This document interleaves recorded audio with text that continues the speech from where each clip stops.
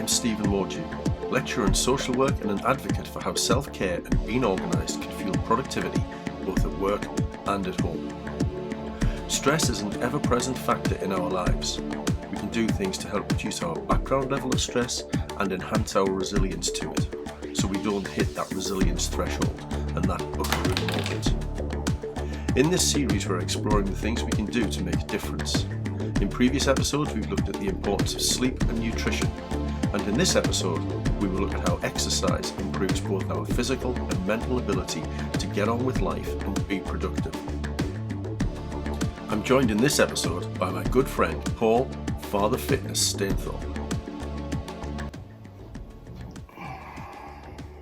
Stephen, don't laugh at me hair. Look at it, man.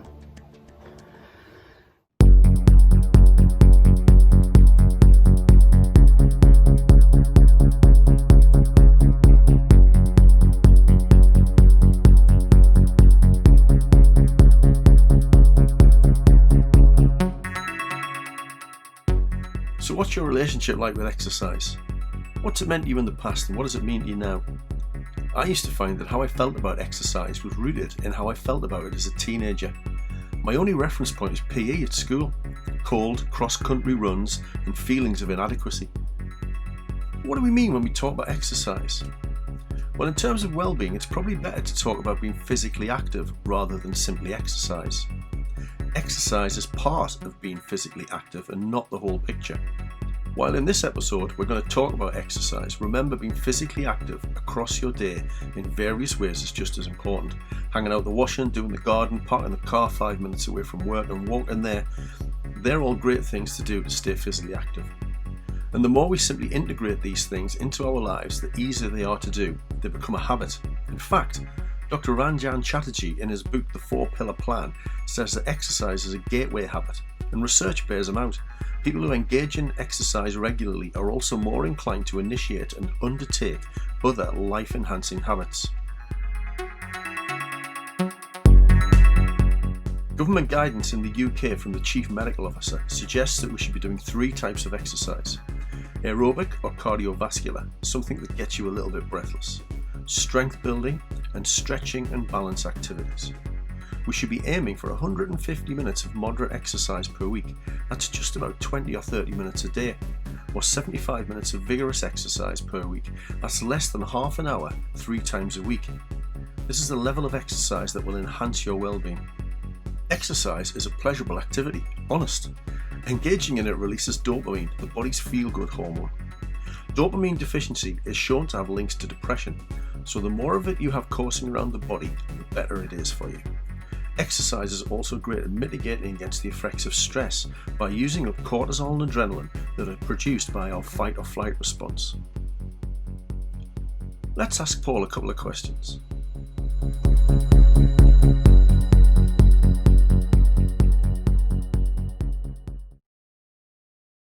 My name is Paul and I run a blog called Father Fitness. It was a blog that I started back in 2012, I think, shortly after my son was born.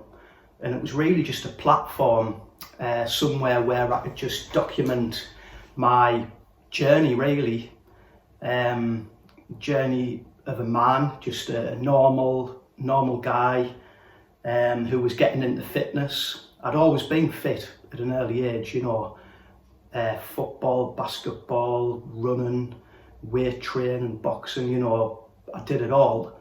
And then it was when I moved out in my early 20s and, you know, just started drinking more, eating what I wanted, and the exercise, you know, I wasn't exercising as much and my body just started to change. And yeah, so it was really after my son was born, I thought, right, I've got to do something about it. So I started documenting my journey, and the blog has kind of changed and developed and adapted as I have. So, and that's from a physical point of view as well as mental. My journey, my life is a realistic one, you know. But it's a juggling act, it's a balancing act. You've got to fit in work, you know, hobbies, family, friends, you've got to fit it all in. So yeah, so that's me, that's what the blog's about. I took on a running challenge at the start of lockdown, which was basically to run a 5k in my back garden, and I was doing it every day, and I've done that. Well, I did it for 10 weeks, and then I thought I'm going to take a little bit of a break, so I took a day or two off and then went back at it. And really it was just something that I wanted to do, just to try and get a routine throughout my day. And it's really helped us sort of get out on a morning and clear my head and just think, what am I doing today? So exercise has really helped us plan my day, and I've just been making a list and I'll just be crossing them off as I go. I think my day in terms of productivity has definitely improved because I'm running on a morning. When I'm firing on all cylinders, so I'm exercising regularly, I'm watching what I'm eating, I'm watching what I'm drinking.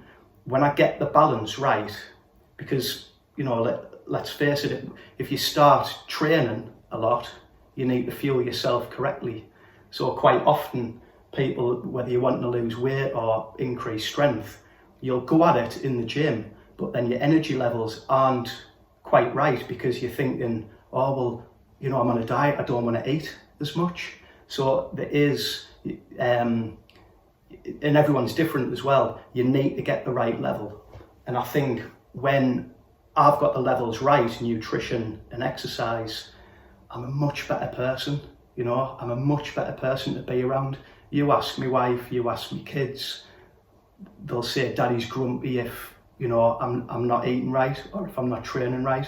So from a well-being point of view, it's just so important that I exercise and I look after my nutrition.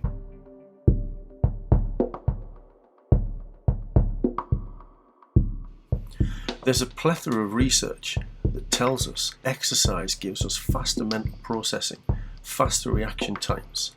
It clears our heads, it gives us better short-term memory performance, makes us more effective at planning, and gives us self-control. Why would we not want those things?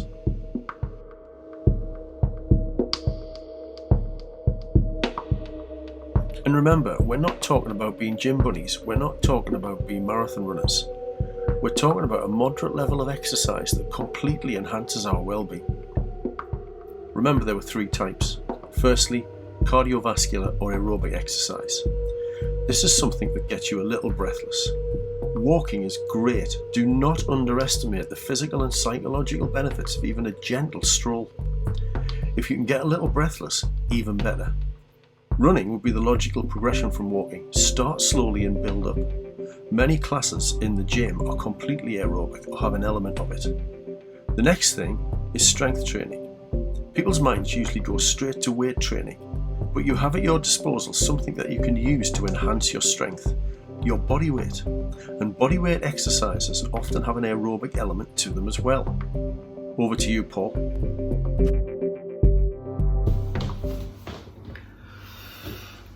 Okay, so the routine we're going to do today, very, very simple. It's basically part of a circuit training routine that I like to do. I like to give things names. This is called the 4x4. So it's basically 4 bodyweight exercises that you can do at home. And you're going to do it 4 times. The exercise we're going to do, there's going to be a sit-up, there's going to be a press-up, there's going to be jumping jacks, and what's the 4th one? We're going to do some skipping.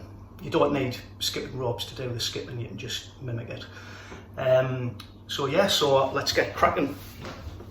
Stephen, you might want to put some music on over the top, I don't know. I'm using a mat, just so I'm not lying on the floor. But we're gonna just open our legs a little bit, engage the core, put your hands flat behind you, and then use the momentum with your hands as you pull up and touch the floor in front of you. We're going to do this 10 times.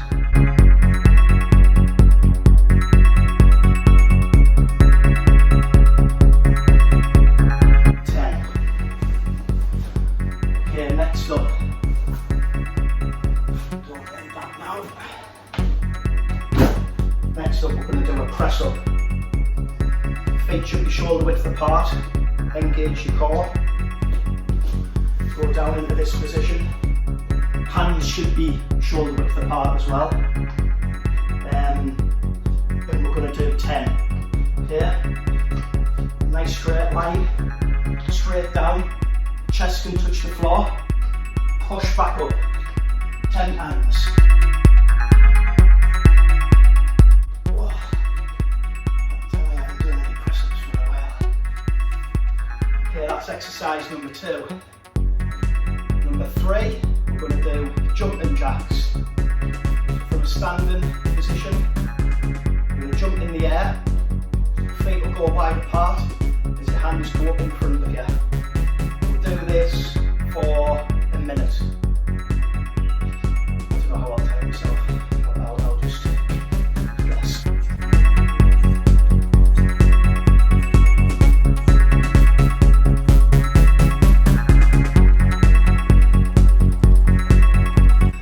I look like a bird, flapping my arms. Okay, the next one is going to be skipping. So, like I say, you don't need skipping ropes. You just need to jump up and down on the spot. Move your arms. Do that for a minute as well.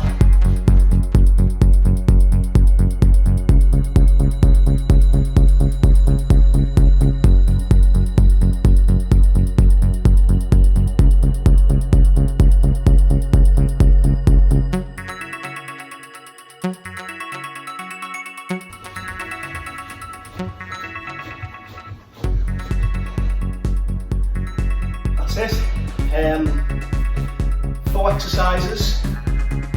That's 1 set. You're now going to do it another 3 times. So you'll end up with 4 sets, 4x4.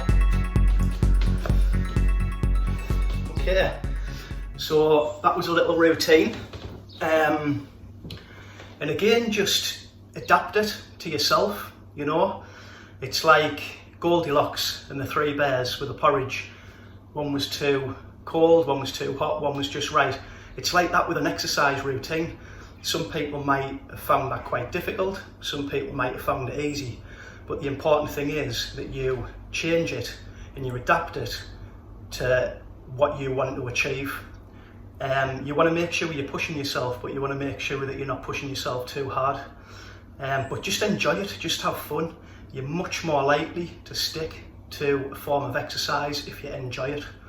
So yeah, and if some of those exercises you didn't like, you know, swap them out. Think about adding in squats or lunges or running on the spot. You know, there's loads. The plank, that's a good one. There's loads that you can choose from. So just add them in, you know, start off with 4, go from a 4x4 to a 5x5, 6x6, whatever. It's really up to you. So yeah, have fun, get fit, look after yourself. And finally, the third element of exercise that is recommended is something to improve your flexibility and balance, and yoga is perfect for this. There are some links on the Self-Care Shorts website to get you started. Exercise is so important for both our physical and psychological well-being. It has an impact positively on our productivity. A study by Bristol University found that a 20-minute walk at lunchtime could enhance mood and motivation by 41% and could improve the ability to deal with stress by 20% during the afternoon. A Sit Less, Move More program that was evaluated noted improvements in staff retention in the workplace, less sickness, more mindful work and a reduction in stress, just by moving around more during the day. Now that's good stuff. So, make a plan. What are you going to do and when are you going to do it? Start small and take incremental steps. 10-minute walk is probably enough to get you going. And all the advice in this video is from personal experience, so make sure if you're at all concerned about your ability to take on exercise or your health in relation to this, go and talk to your doctor first. Write down your plan. Writing things down enhances the chances of them actually happening. Fact. Exercise with someone else. Having an exercise buddy really helps to motivate you. Tell other people what you're doing. There's evidence that if we go public about what we're doing, we're more likely to do what we say. And most importantly, as Paul has already said, find something you enjoy doing, and then just do it.